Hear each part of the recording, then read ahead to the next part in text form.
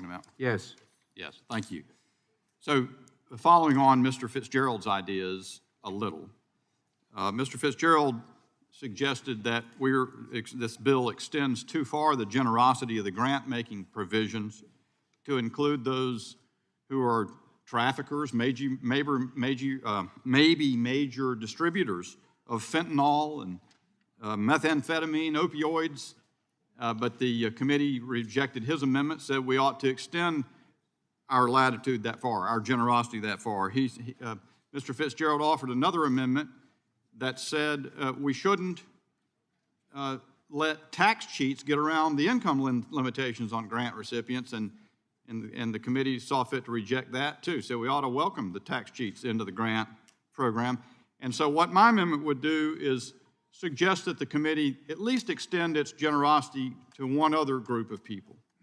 If we can take care of the major drug distributors, if we can take care of the tax cheats, can we also have the generosity to provide that those who have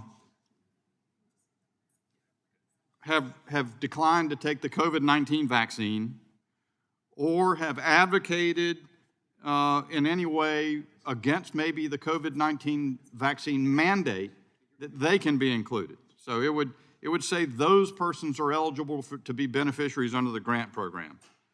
You know, it seems like these days that we want to absolve people of all sorts of responsibility. We've got sort of a generalized softening on crime, notwithstanding the fact that last year murders went up 30% in the United States in 1 year, biggest increase on record.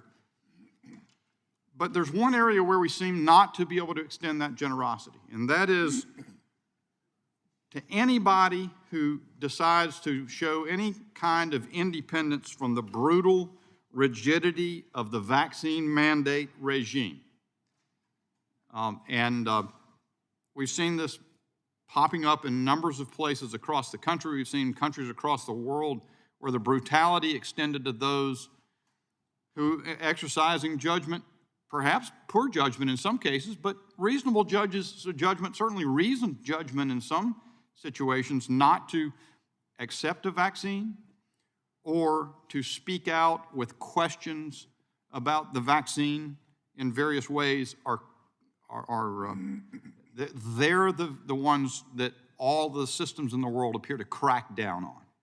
Surely we don't want to let them, if we can let the people who are the major distributors of fentanyl into the United States be eligible for grants, and the guys who cheat on their taxes in order to come within an income limitation, let's also extend this opportunity to participate in grant programs to those who are objectors to the COVID-19 vaccine regime. And with that, I yield back.